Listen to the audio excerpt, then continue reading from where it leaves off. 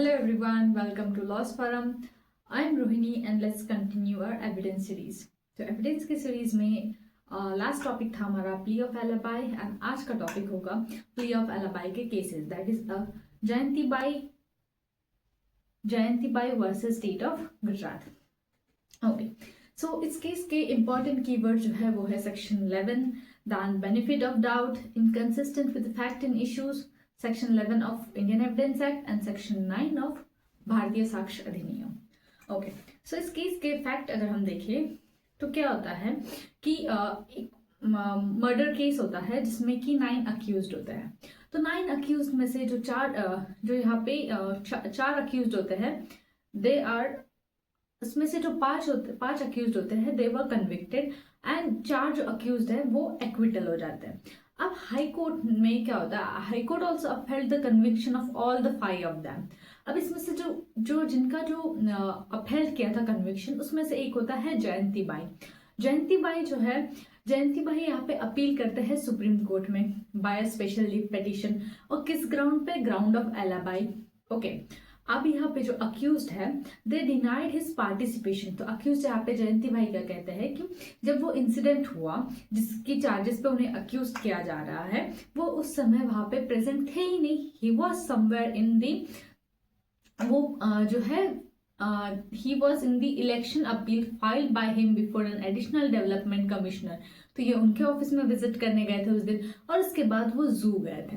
Okay, तो ये उनका क्लेम है कि प्ली ऑफ अलाबाई जो है वो क्लेम कर रहे हैं।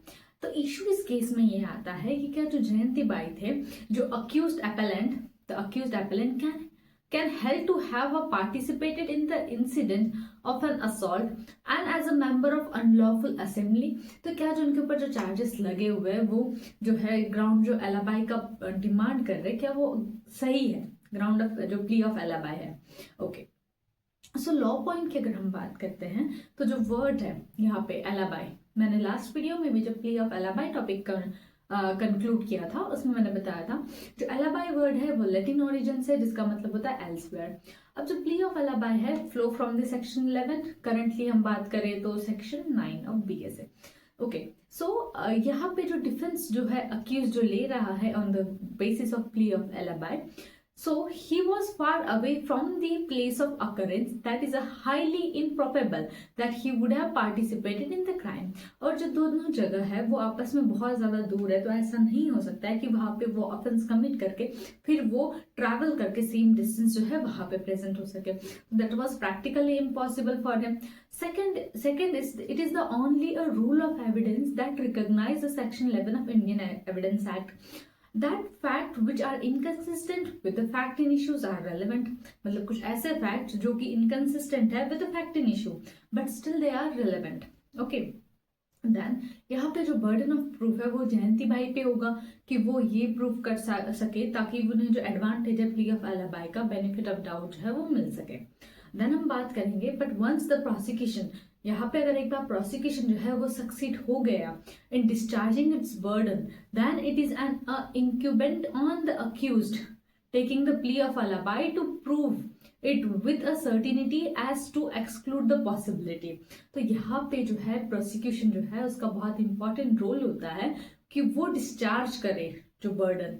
देन हम बात करें कि यहाँ पे court having arrived at a finding, तो यहाँ पे जो कोर्ट जो है सारे एविडेंस को देखने के बाद इस कंक्लूजन पे पहुंचते हैं कि जो अक्यूज थे यहाँ पे वो प्रेजेंट थे गांधीनगर में up to the 11 AM on the date of the incident, so it cannot be doubted, right? So and it is practically impossible for him to travel such a distance in a short duration of time।